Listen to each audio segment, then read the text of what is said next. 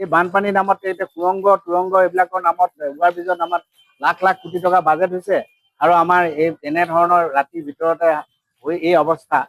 এইটোতো প্ৰিকশ্যন এটা তেনেকৈ ল'বলৈ আগৰ এইবিলাকে ডিপাৰ্টমেণ্টৰ ইমান টকা পইচা মানে মানুহ গোটেই চাৰিওফালে অতিষ্ঠ হৈ গৈছে। গতিকে ছাত্ৰ সমাজৰ লগত বিৰিঞ্চি বৰাক তেওঁলোকে মাতি লৈ গৈছিলে, হয়তো তেওঁ তাৰ লগত সহযোগ কৰাৰ কাৰণে তেওঁক পলিটিকেলি এতিয়া অকল তেওঁক ডিটেইন কৰিছে। গতিকে আমি এতিয়া ডিমাণ্ড কৰিছোঁ যে অনতিপলমে তেওঁক মুক্তি দিব লাগে। আৰু এইটো অসমৰ ৰাইজে, এইটো চৰকাৰখনে শিক্ষা লোৱা উচিত যে অসমৰ ৰাইজ অতিষ্ঠ হৈ গৈছে। এই বিজেপি চৰকাৰত গোটেই শিক্ষা বিভাগটো একদম একটা কমাৰ্চিয়েল কৰি পেলালে, ব্যৱসায়ত পৰিণত কৰি ল'লে। এতিয়া যেন ব্যক্তিগত স্কুলত নপঢ়ালে ল'ৰা ছোৱালীবিলাকে যেন একোৱেই নাপাব, এনেকুৱা এটা পৰিস্থিতি কৰি পেলাই শিক্ষা ব্যৱস্থাটো একদম একেবাৰে জঘন্য এটা ব্যৱসায়লৈ গ'ল। চববিলাকতো ব্যৱসায়ত গ'লেই, শিক্ষা বিভাগটো গ'ল, পেপাৰ লিক হ'ল চাৰিওফালে গোটেই ভাৰতবৰ্ষতে। গতিকে আমি বিৰিঞ্চি বৰাৰ ইমিডিয়েট এইটো ৰাজনৈতিক স্বাৰ্থৰ বাহিৰে ৰাজনৈতিকভাৱে যাতে নলয়, অনতিপলমে তেওঁক আমি মুক্তি দিবলৈ দাবী জনাওঁ। ইমান বৰ্বৰভাৱে ল'ৰা ছোৱালীৰ ওপৰত অত্যাচাৰ কৰে, মানুহ যে অতিষ্ঠ হৈ গৈছে। আজি যিসকল পুলিচ প্ৰশাসনৰ মানুহে আজি অত্যাচাৰ কৰিছে তেওঁলোকো অতিষ্ঠ হৈছে।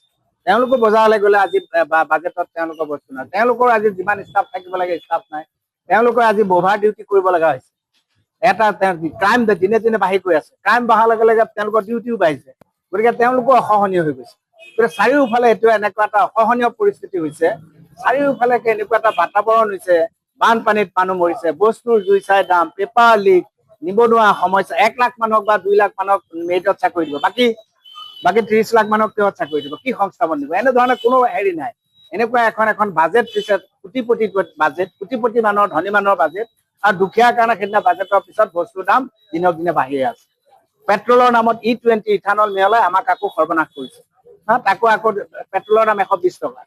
যেতিয়া কংগ্ৰেছক তেওঁলোকে গালি পাৰে, কংগ্ৰেছে যেতিয়া $100 কিনি পেলাই 58 টকাত তেল দিছিল, এতিয়া যুদ্ধ হওঁতেও তেওঁলোকে 70 টকাত কিনে, তেওঁলোকে এতিয়া 105 টকাত ইথানল মিশ্ৰিত কৰি দিয়ে, 118 টকাত দিয়ে। কি কাৰণে তেওঁলোকে 50 টকাত দিব নোৱাৰে? বস্তুৰ দাম কিয় নাবাঢ়িব? এই কথাবিলাক যুদ্ধ বুলি কৈ 70 টকাত কিনি পেলাই, 70 টকাত তেল কিনি এতিয়া তেওঁলোকে 105 টকাতকৈ বেছি আছে ইথানল মিশ্ৰণ কৰি, আৰু একদম প্ৰিমিয়ামটো আকৌ 115 টকাকৈ বেছি আছে। কিয় বেছিছে? তেওঁলোকে কিয় দিব নোৱাৰে? মনমোহন সিঙে যদি 100 টকাত কিনি পেলাই, $100 কিনি পেলাই যদি আমাৰ অসমত 58 টকাত সেই পইচাত দিব পাৰে, তেতিয়াহ'লে মোদী চৰকাৰে এতিয়া যুদ্ধ বুলিও 70-78 টকাত কিনি কিয় 50 টকাত দিব নোৱাৰে? দিলে এইটো বস্তুৰ দাম কমি যাব। এই কথাবিলাক অসমৰ ৰাইজে বুজি পাইছে, ছাত্ৰ ছাত্ৰীয়ে বুজি পাইছে, আৰু সেইকাৰণে চাৰিওফালে এটা নিৰাশাৰ নিচিনা পৰিস্থিতি হৈছে, আৰু সেইকাৰণেতো আন্দোলন হৈছে। গতিকে চৰকাৰে ইয়াৰ পৰা শিক্ষা লওক আৰু বিৰিঞ্চি বৰাক মুক্তি দিয়ক। যিকোনো খবৰৰ বাবে যোগাযোগ কৰক আমাৰ এই নম্বৰত 9181 307 221।